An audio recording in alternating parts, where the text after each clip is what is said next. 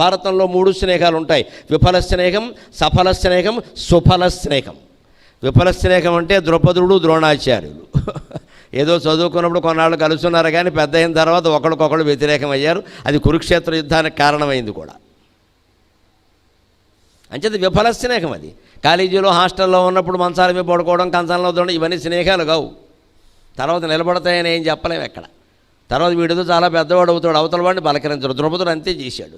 ద్రోణాచార్యులు వెళ్ళి అశ్వత్థామకి పాలు లేకపోతే బ్రాహ్మడు కాబట్టి ఏవో 2 ఆవులు ఇవ్వయ్యా అంటే, నువ్వెవడవయ్యా బక్కబాపనోడు, నువ్వు నాకు ఫ్రెండ్ ఎవడు, అవతల బొమ్మన్నాడు.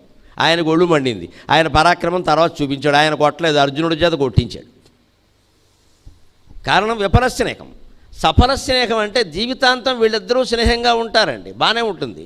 అదే సఫల స్నేహం. కర్ణ దుర్యోధనులు ఎంత స్నేహం అంటే వాళ్ళకి అనుమానాలు రప్పించడానికి ఎవరు ఎంత ప్రయత్నం చేసినా ఎవరూ లొంగల. కృష్ణుడు కూడా ప్రయత్నం చేశాడు, నీ పుట్టుకిదయ్యా అని చెప్పాడు, ఆయన కర్ణుడు లొంగల. అంటే ఆ స్నేహం సఫలమైంది, కానీ దేశాన్ని నాశనం చేసింది, యుద్ధానికి కారణమైంది. అంటే మేము జీవితాంతం స్నేహంగా ఉన్నామండి, 20 ఏళ్ల పాటు స్నేహం అండి మాకు. 20 ఏళ్ల వయసులో 70 ఏళ్లప్పుడు కూడా మేము ఫ్యామిలీ ఫ్రెండ్స్ అండి. వాళ్ళ ఇంట్లో ఏదైనా వస్తే మేము పెడతామండి, మా ఇంట్లో ఏదైనా వస్తే వాళ్ళు వస్తారండి. ఇది కొంతవరకే ఉపయోగం అమ్మా. మీ స్నేహం వల్ల దేశం ఏమన్నా మేలు బాగుపడిందా? మీ స్నేహం వల్ల ధర్మానికి ఏమన్నా మేలు జరిగిందా?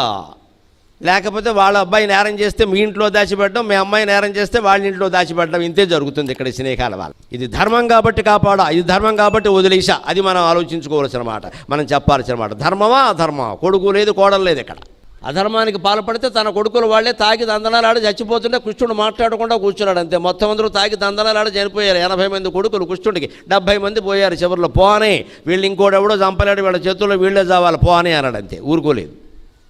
కనీసం ఆ కాపాడే ప్రయత్నం చేయాలి. కొట్టుకొని తాగమని ఎవడు చెప్పాడు? తాగే కొట్టుకోకుండా ఉంటాడా? కొట్టుకొని అన్నాడు అంతే. పోయారు. ఈయన మొరలు వాయించుకుంటూ కూర్చున్నాడు. అది దైవత్వం. తన వాళ్ళు కదా అని కాపాడే ప్రయత్నం చేయలేదండి, ధర్మాన్ని కాబట్టే ప్రయత్నం చేశారు. అంటే ఎప్పుడూ జీవితంలో యుద్ధం జరుగుతూనే ఉంటుంది. అందుకని కన్నరాయబారానికి వెళ్ళాడు. కర్ణుడు లొంగలేదు. సఫల స్నేహమే, కానీ సుఫల స్నేహం కాదు. దానివల్ల మంచి ఫలితాలు రాకపోగా చెడ్డ ఫలితాలు వచ్చాయి. అంచేత భారతం మొత్తం మీద సుఫల స్నేహం ఏది అంటే జీవితాంతం కొనసాగడమే కాకుండా దేశానికి ధర్మరక్షణకి ఉపయోగపడిన స్నేహం ఏదంటే కృష్ణార్జునుల స్నేహం. అది సుఫల స్నేహం. అదే మనకి భగవద్గీతను అందించింది. అర్జునుడు స్నేహితుడు కాకపోతే కృష్ణుడు చెప్పడు. భగవద్గీత చివరి అధ్యాయంలో స్పష్టంగా చెప్పాడు, నీకింత 700 పద్యాలు శ్మశానంలో నిలబడి ఎప్పుడు కెమెరా కూడా లేకుండా, యూట్యూబ్ కూడా లేకుండా నేను ఎందుకు చెబుతున్నానయ్యా అంటే, ఇష్టోసిమే సఖాచేతి అన్నాడు. నువ్వంటే నాకు ఇష్టం, నువ్వు నా స్నేహితుడివి, నువ్వు ధర్మాన్ని కాపాడాలి, అందుకోసం నీకు చెబుతున్నానయ్యా అన్నాడు. ఆ భగవద్గీత మనకి ప్రపంచమంతా ఆరాధింపబడే గ్రంథమైంది. భారతదేశం అంటే భగవద్గీత అని గర్వంగా చెప్పుకోగలుగుతున్నామంటే దానికి కృష్ణార్జునుల స్నేహం కారణం. లేకపోతే కృష్ణుడు చెప్పడానికి ఏం లేదు, అర్జునుడు వినడానికి ఏం లేదు, మనం ఘంటసాల గారిలాగా పాడడానికి కూడా ఏం లేదు ఇక్కడ. మేమెవరో ఆధ్యాత్మిక ఉపన్యాసాలు ఇచ్చామన్నా బతుకుతున్నామంటే మా ప్రధాన ఆధారం భగవద్గీతే. అర్జునుడు అడగకపోతే, కృష్ణుడు చెప్పకపోతే మాకేముంది ఇక్కడ చెప్పడానికి?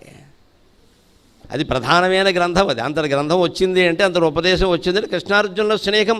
అంటే మన స్నేహం దేశానికి ధర్మానికి ఉపయోగపడాలి, కానీ మన వ్యక్తిగత ప్రయోజనాలకు ఉపయోగపడడం ఏంటండి? క్విడ్ ప్రోకో అంటారు రాజకీయాల్లో, నీకు ఇది చేస్తా నాకు ఇది చేయి, అలాగే అవుతుంది. అది